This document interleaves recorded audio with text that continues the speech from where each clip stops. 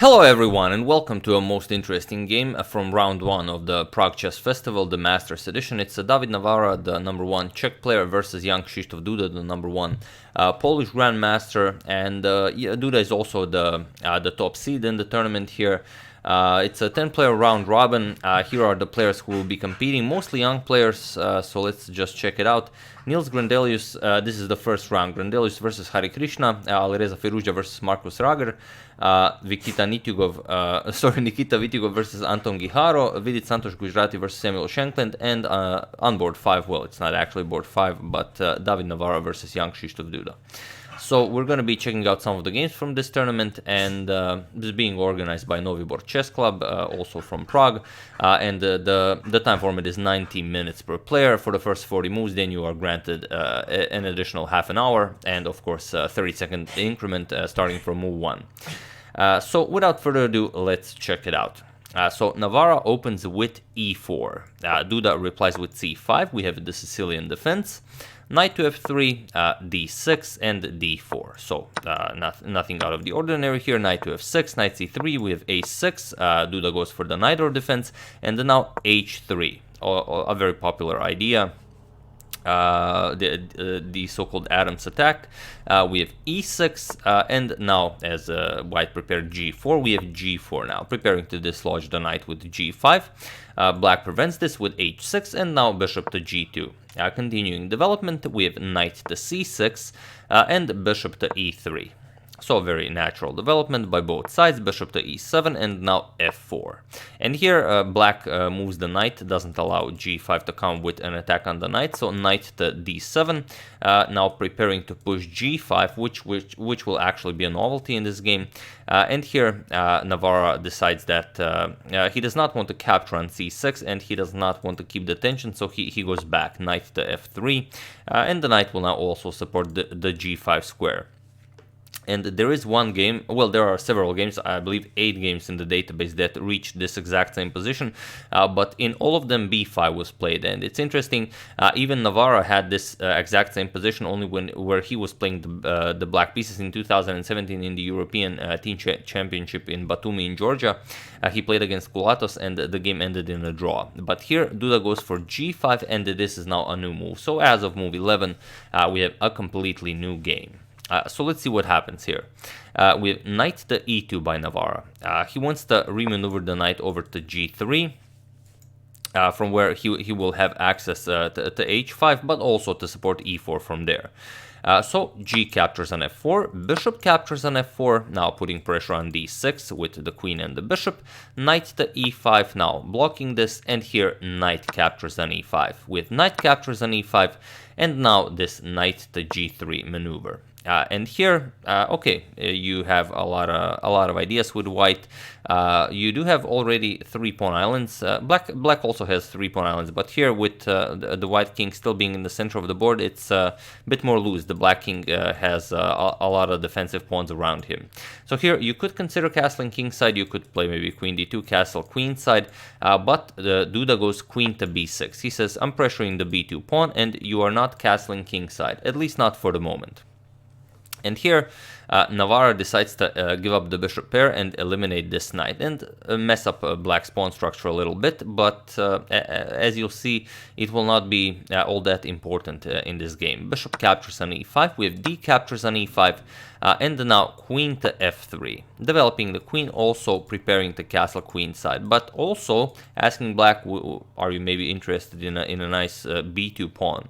And if Duda decides to capture, then you can castle kingside. Black will also castle kingside, and then we have a fairly crazy game here with the knight now being able to come to h5 to pressure f6. It's going to be, black will be okay. He does have the bishop pair, but it's going to be very interesting. So instead, Duda first played bishop to g5. He says, for the moment, you're not castling kingside or queenside. So what do you play here? First, h4. Now asking, what do you want to do with the bishop? If you move back, I'll just castle queenside, and I'm gonna play this very enjoyable game. So Duda decides that now it's time to trade queens. We have queen to e3 with check. queen captures, we have bishop captures now, again preventing the castle kingside or queenside as you guard both c1 and g1, but now king to e2. Now you push away the bishop and your rooks are now free to enter the game. So here Duda goes back, bishop to a7, and then now rook a to d1. A nice open file for the rook. Bishop to d7 now, preparing to bring the rook into the game, also to develop the bishop.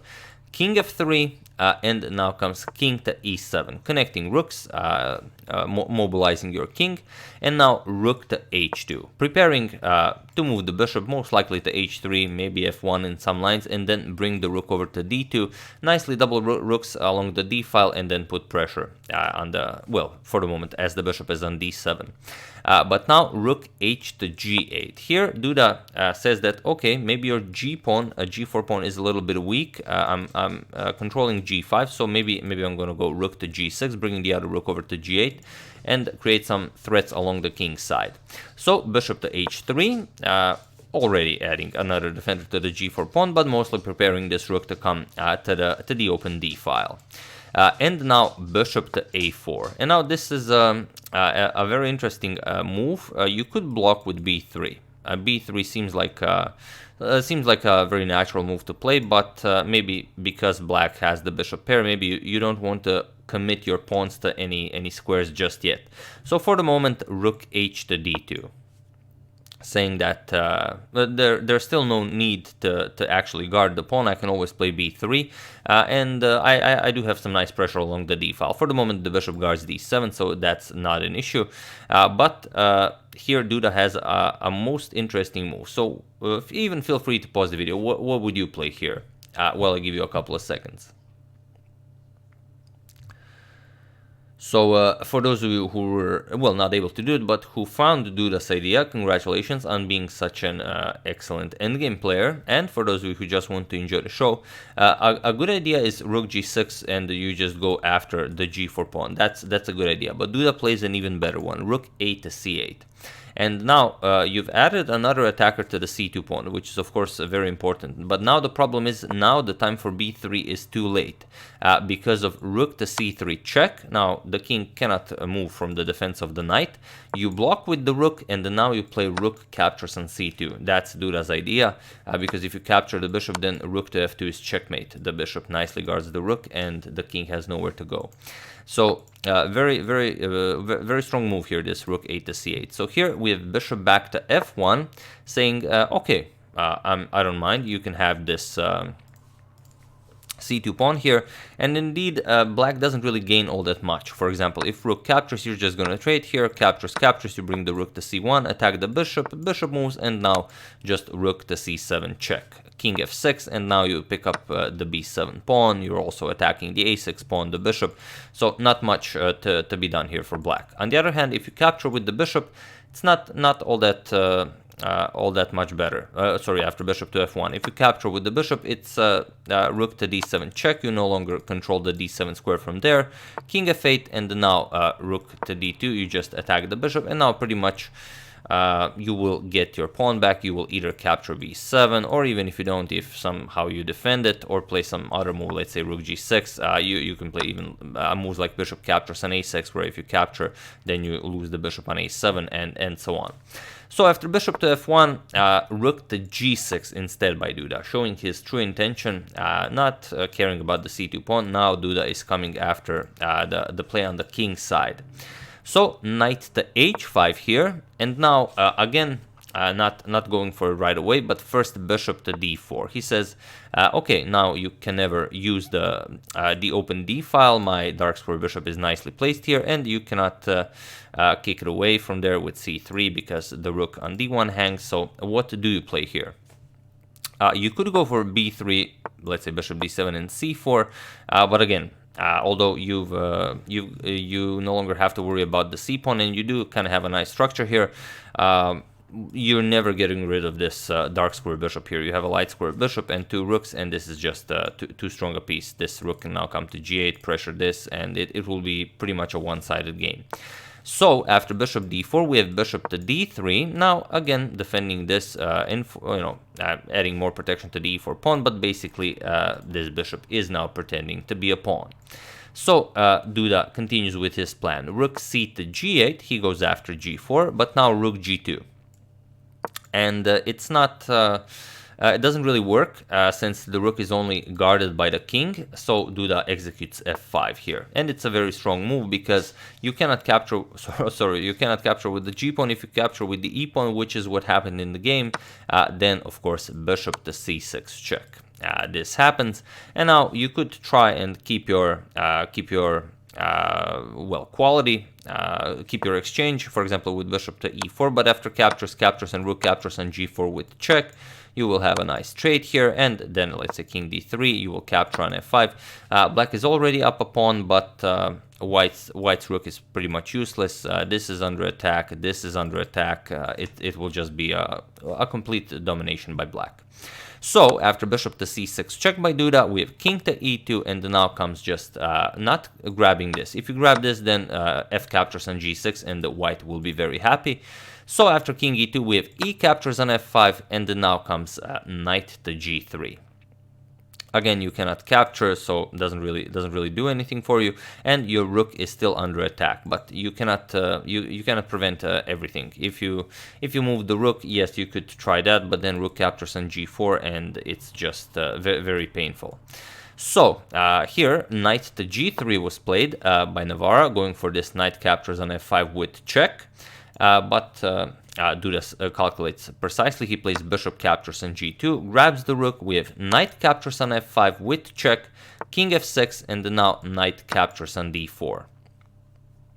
Saying that, okay, now if you capture now, I can capture on g6, but Duda just plays rook captures on g4. And now, again, what do you play here? There really aren't all that many squares for the knight. The problem is if you move the knight, let's say knight b3, e4 is extremely strong because now you have the f3 square guarded for your bishop. So after bishop moves, yes, you attack the rook, but just bishop to f3 check. King e3, now you can capture here, and it's a full rook because after captures, you will recapture like this, and now you are up a whole rook. Even after, let's say, king captures on e4. But after rook captures on g4, knight to f5 was played, but it's not any better. Duda continued in the same fashion. e4, now the knight is no longer guarded. Knight captures on h6. Yes, you are attacking both of the rooks, but here just bishop. You could capture with check, this is sufficient, but just bishop to f3 check, and it was in this position that David Navara resigned the game. As well, there is nothing more to be done here.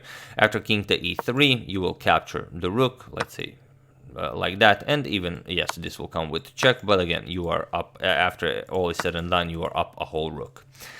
So yeah, after bishop to f3, Navara resigned, and a brilliant victory for young Krzysztof Duda with the black pieces, so also a very important one. We're not going to show the standings just yet, as some other interesting games happened, which I will try to show. We'll see how many I will be able to show from round 1, and then we're going to check out the standings. So yeah, that's the game. I do hope you enjoyed it. I would like to thank Klaus Moller-Nielsen, young Glenn Kloffenstein, Michael Thomas, and Tomasz Kazmierski for contribution to my channel. Thank you a lot, I really appreciate it. As usual, you can check 2 of my previous videos here. Thank you for watching, and I will see you soon, continuing the coverage of this very nice Prague Chess Festival Masters Edition, and of course continuing the Paul Morphy saga. So thank you all, I will see you soon, and have an excellent rest of your day.